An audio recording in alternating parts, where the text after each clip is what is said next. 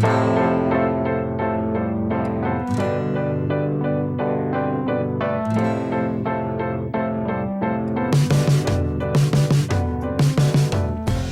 morning, everyone. I'm Megan Cullum, along here with Scott Michlin. Good morning. Good Yes, morning. you are. Did you forget who you were for a moment? I did have a. Wow. I was hoping you weren't going to notice that, but there was a moment where I was There was like, a little pause. What is my last name? Wow.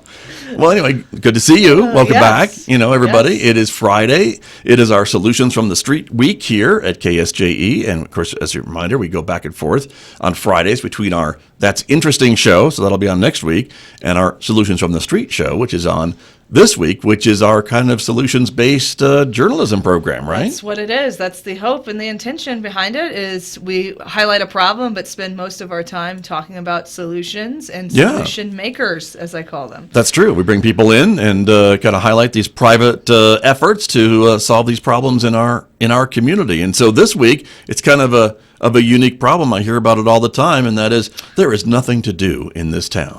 Right, which of course is a fallacy, but also you do hear it all the time. Yeah. Where's our recreation? Nothing to do, nothing for our kids to do, nothing, Right. nothing. Nothing. That's exactly Right. how. But clearly we're not always looking hard enough because Yeah. we have a solution for that today. We do, indeed. And that brings us to the introduction of our guest, who is joining us remotely. But Robert Holmes is on the line with us this morning. Robert is the owner of Tico Time Resort in San Juan County. Robert, good morning. Hey, how's it going? It's going well. Thank you for joining us. And so I'm sure you've probably heard that refrain as well, that there's nothing to do in this town, and you decided to do something about it, huh? Yeah, I've always been big on doing stuff. Like on vacation, I'm not much for the kind of person that likes to sit around the pool and relax. I like to be doing activities, having fun, hanging out with people. So, Right.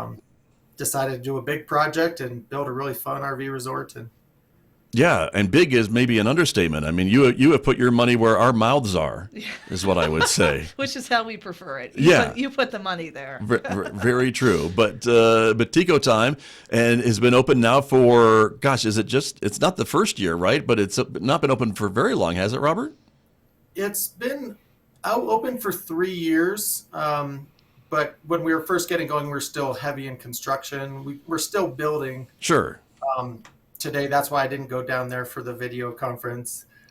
I know you're busy. Crews all over the place getting ready for our first festival. So, And your season is kind of getting underway as it warms up a little bit, although I know you have stuff going on all the time, it seems. And of course, 2 of those 3 years were COVID years, so I don't know if those even count. right, we did, since it was outside, we still were hanging out, and lots of people actually enjoyed having a space to come to that was kind of left open. Since it's all open spaces, we don't have any confined areas, nothing inside really.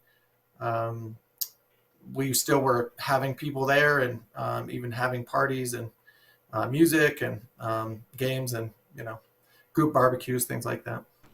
Right. And so describe the property for us, for those folks who haven't been there yet. I want to show a map. And I mean, you've got a little bit of everything, it seems, as you mentioned, for the outdoor activities. There's campgrounds and gathering spots. And certainly the river plays a big role in what you offer. And so just kind of describe the property for us, would you? Yes. I mean, we at this point now it's 84 acres on the river, both sides of the Animas between Aztec and Durango. And originally, it was supposed to be a long-term place for people to live, a fun community, and it, as time went on, just turned more and more into a short-term place for camping. We still have people that live there, but at this point, it's mostly short-term camping. So, there's 101 full hookup RV sites, or 110 full hookup RV sites. We just added 21 more boondocking RV sites without hookups, with a tent, car camping area to the north side of the property. We have 3 different ponds on site that have sand beaches with lots of water toys that are complimentary, stand-up paddle boards, kayaks, group paddle boards, rafts. And then we have our our music venue, the Purovita venue, is on the east side of the river with really a potential capacity of like 5,000 person, viewing area. We have like 130-foot water slide that's really fun for the kids. It's a tube slide, and then we have 2 water slide jumps that are really fun on the east side of the river on one of the ponds. We have our magical forest tent camping area, which is primitive tent camping on the southeast side of the property. A really nice wooded area and grass. And on the northeast side of the property, we just got an event tent to have weddings, company parties, things of that nature. A really large dog park. We have our beach pavilion right next to the river with a beach volleyball court. And then our zipline tower. We have a 60-foot adventure tower that has a 60-foot free fall jump, a 40-foot sky swing, 2 zip lines, a 60-foot climbing wall. The sky swing itself is the best part of that tour, and is nothing but pure thrill and pretty scary at the same time. Nice. It sounds scary. You guys really have everything. It's a lot. I thought you were going to be done like 5 minutes into it, but no. So, and there's more coming too, which we'll talk about in a minute. Right. So people sometimes are overwhelmed. They're hanging out, listening to music. There's people jumping off the tower and swinging right next to the stage, and people tubing down the river and paddleboarding, and people doing just a million things just spread out all over the entire resort. That's pretty nuts. And so what was it sounds like you had sort of an evolution, like it was supposed to be just a long-term living arrangement, and now it's become this. What was the decision-making process behind that? Or is it just sort of, that's how things went? It's just how things went. We didn't really intend on building as much recreation as we did. We didn't even know we would do anything across on the east side of the river. When I purchased the property, we had not even seen the other side of the river. And then we paddleboarded over there and walked around. I thought, whoa, this looks really cool. People could have a lot of fun. We could, there was the 2 ponds were in existence. We just had to kind of redo them. And and then decided to build zip lines. And then one day, 2 years ago, we decided to have a couple bands play in our pavilion, and people really enjoyed the music. So we decided we would have a grand opening party and book my friend's reggae band out of California. And that turned into a reggae festival. And then we decided to do 10 festivals last year, and it kind of all got out of control. That's how it goes, right? But the public has supported. I mean, obviously you couldn't keep doing this if folks weren't coming and paying the admission and setting up their campsites and things along that line. So it really has kind of taken off, right? I mean, you've kind of filled a niche in the area, it seems to me. Absolutely. Bottom line is when people come there, they feel like their family loved. It's a great family atmosphere for kids, young and old alike. Like the whole place is just filled with the young at heart. It seems like that we're attracting a certain type of people there, people that like to go out and have fun and hang out with other people and do things together. So it's been really interesting. The clientele, a staff, everything that's kind of grown out there. It's building on itself. The more and more people see how nice everyone is out there and how everyone's treated and what we're trying to accomplish, people just get really excited about it. We've had quite a lot of people come for a weekend and then are still there 3 years later. Stuff like that is happening all the time. Well, those return customers, that's what any business wants, I think, right? To have folks have a good experience. I do want to touch on one thing, and it hasn't all been necessarily positive, but you've heard from some of your neighbors and are I think, trying to work with them about maybe some of the noise from some of the concerts and things along that line that maybe you weren't aware was impacting them as much as maybe they felt that it was. Can you just give us an update on your plans for this season and some of the changes that you've implemented to try to address some of those concerns from your neighbors? Yeah, I mean, first and foremost, we want to be a good neighbor. We are trying to do our best to still operate, doing music, and having the festivals, the large events, yet try to minimize, our impact on the few neighbors that have been upset with what we're doing. Um, so one of the things that we committed to was not doing we had an EDM festival last year, and they brought in their own sound system, which was way too big. And there was noise complaints from 5 miles away. It was way too loud. And it was too loud for the people that were even there. That we decided we would not do another event like that using someone else's sound system, that we would just use our own PA from here on out. So that event that caused the ruckus last year, that put all that into motion, is not going to reoccur. So that's the number one thing in my mind. Basically, the neighbors, if I put myself in their shoes, I imagine they were thinking this kind of thing is where this is going to end up at. This level of noise is going to be happening every weekend. And for something like that to occur would be really bad. I totally understand the neighbors' frustration. So, another thing is we're doing fireworks. We did fireworks every single Saturday last year for the whole season. We decided we would only do them for Memorial Day, 4th of July, and Labor Day weekends this year because it was having an impact on farm animals, and some of the neighbors just didn't like to hear the noise. Most of the neighbors do. A lot of the neighbors are really sad that we're not going to be doing the fireworks every Saturday. There's hundreds of neighbors that are in support of what we're doing and love that stuff. There's just a few that are upset with the noise. So we did build a wall on the back of the stage to try to minimize the noise. Hopefully that helps out some. We're going to try to have no noise that can be heard after 11 o'clock on for weekends. And then we're trying to do less music on Sundays so that that'll be just less of an impact. Sunday will be maybe 30% less or whatever, 70% less music on Sundays this year as opposed to last year. I'm trying to think of what else.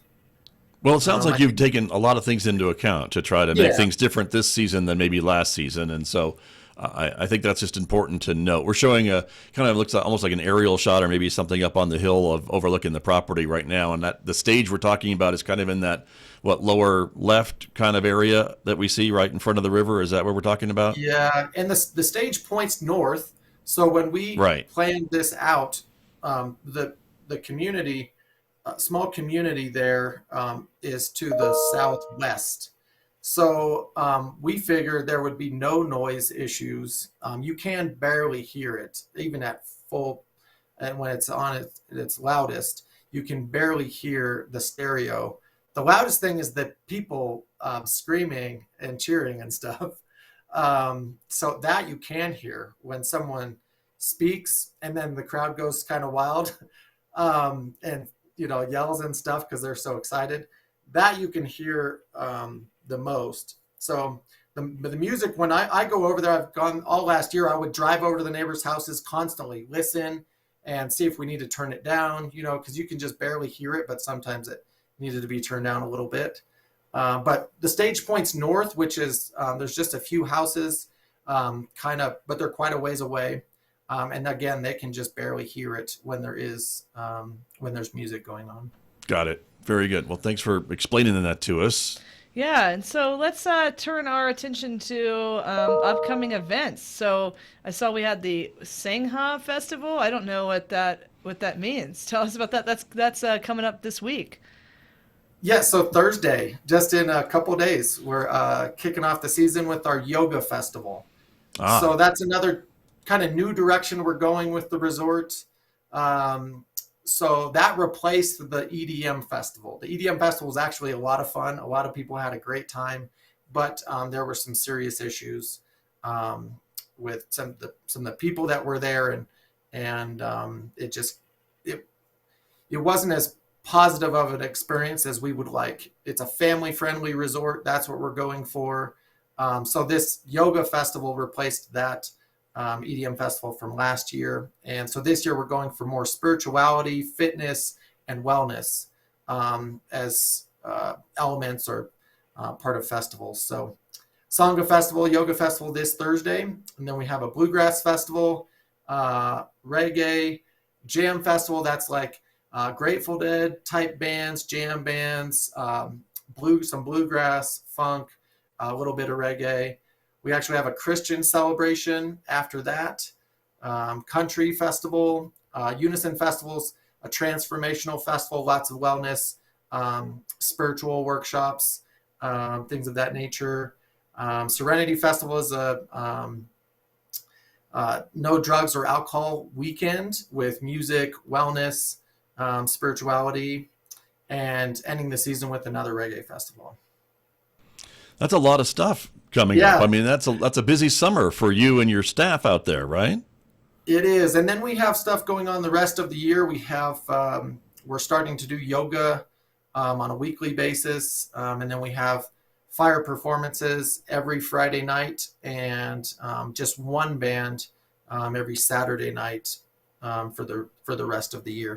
Last year, we would have 3 to 4 bands a weekend for a lot of the weekends. So we're doing a little bit less, but still having a lot of fun out there.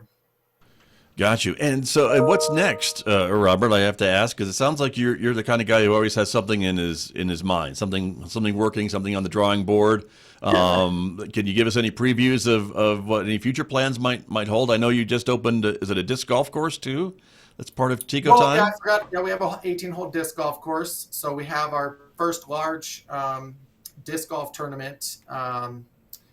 Pro tournament July 15th to 17th, I believe.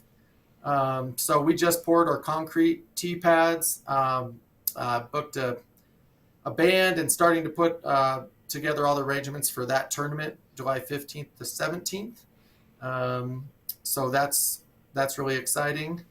But yeah, as far as now, I mean, I've had lots and lots of different businesses since I was 15 years old. And I have a large construction company, and now this, which was initially supposed to be a little side project, Tico Time was. But now with this, I just, right now I'm forming my first nonprofit, and we had our first board meeting yesterday. It's called Purovita for Good.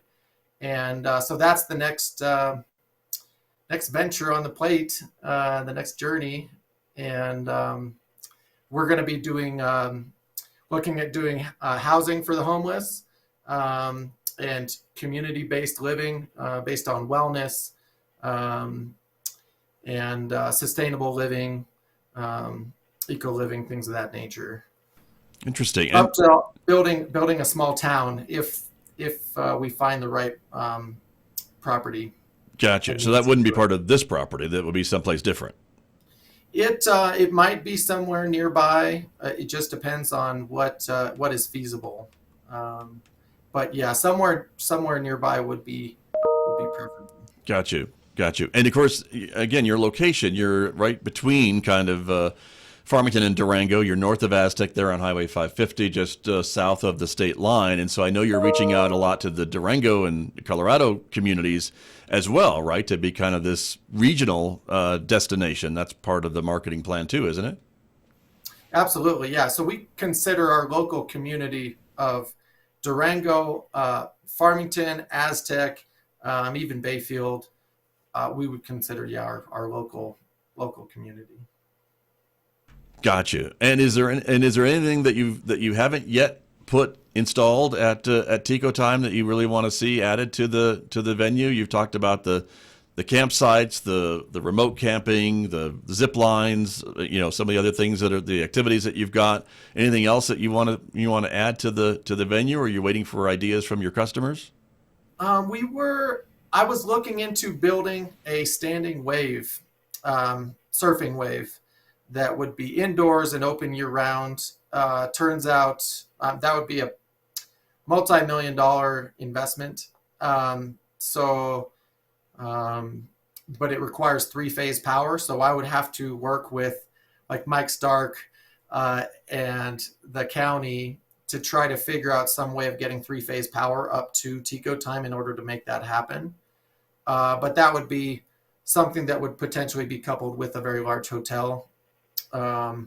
So besides that, at this point, we're just trying to improve the entire resort, plant more trees, plant more grass, and just improve the experience and what we've already built at this point.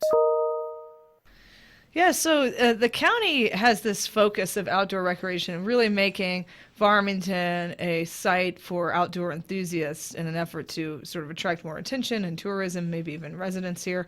And how does Tico Time fit into that? I mean, it's as far as for local recreation, it's an absolutely amazing place. For $10 to $15 a day, a person can come enjoy the 84 acres on the river, paddleboard. We have river tubing and river rafting trips for 2 and 4 mile trips down the river. The tours, hanging out at the ponds, live music. All of that stuff. It really is a great place for families to come and spend the day at. So it's not just a place for camping. We have lots and lots of people that come out just for the day, just to come hang out at the river, play beach volleyball, play on the ponds with all the paddle boards, things of that nature. So it really is a great place for daily recreation for the local community. Very good. Well, and it seems to fit in with that outdoor recreation work that the city and the county is doing to attract folks, and be one more thing for folks to check out when they are here. Robert, would you share with us, or would you mind sharing with us how much money you've invested into this property to make it what it is today? I mean, it has to be substantial. Yeah, I mean, it's I haven't calculated it recently, but it's somewhere in the $3 to $4 million range. That's what I was thinking. It had to be that 7 figures. So I put all my personal, finances completely on the line, and my wife and I put this together ourselves. We don't have any, deep pocket investors or anything. Bank of San Juan's from Durango is our lender, and they've been great to work with, but they were a little hesitant about the development at first. I think now they understand the draw and what we're trying to accomplish. So yeah, it's been very tough financially trying to do what we've done with the financial resources that we have. Right, but again, you've built it into to what it is. It's becoming more and more, I think, well known around the region. So kudos to you. But it sounds like it might be you and your wife's retirement plan. That was the plan. Yes. It looks like it's going to be successful. We still have not turned a profit, but this year we should at least break even or make a little profit. So that feels really good that we can continue to pay for our bank loans. Yeah, of course. Well, very good. Well, Robert Holmes of Tico Time, we really appreciate you being with us this week on our program, Solutions from the Street. Again, it's a great solution to an ongoing issue in the area of folks needing something to do and bringing more arts to the area as the arts and cultural beacon of the Four Corners. We always like to support other arts organizations, so it was just a natural to get you on the program sooner or later. So we're glad that you're here today. Thank you very much. Oh, thank you for having me. It's been great. You bet. Continued good luck with the project and Tico Time, and we look forward to working with you in the future. Thanks so much. Awesome. Thank you. You bet. You bet. That is Robert Holmes. He is the owner of the Tico Time Resort in San Juan County, our guest this morning on our Solutions from the Street program. Yeah, I think we should do a radio Saturday at Tico Time. You need to do a show from an inner tube? From an inner tube. I could see that. I could see you doing that. Yes, I would do Megan that. Environment. That's right. Mm-hmm. That was something I would do. Then we could do a little team building, right, as a group here. Little sand volleyball. maybe. Yeah. See? Top Gun reenactment. Okay, sure. All right, there you go. I'm sure they'd let you do that. I'm sure that'd be very good. So, but yeah, next week it's back to That's Interesting. That's interesting that Right? it is back to That's We Interesting. invite folks to call us and share what's interesting in their world. Right? It's a call-in show. There are not very many of those in Farmington. I don't think there's any. I don't think there's any call-in shows right now. So we open the phones. We open the phones. We caution to the wind. We Yeah. just throw it out there. Call us, talk to us, say hello, Yeah. tell us what you like, what you don't like. Right. Be nice about it. But yeah, for Solutions from the Street, if folks have an idea, another problem that they want us to try to find a solution for, or they know of a solution, they can let us know about that too. Right. At KSJE at sanjuancollege.edu. There you go. Just send us an email, let us know about another solution. But we'll be back with this program in 2 weeks, everybody. And next week, it is another That's Interesting program with Scott and Megan on KSJE. That's right. So there you go. There you go. Have a good week, everyone. We'll see you next time. Bye-bye.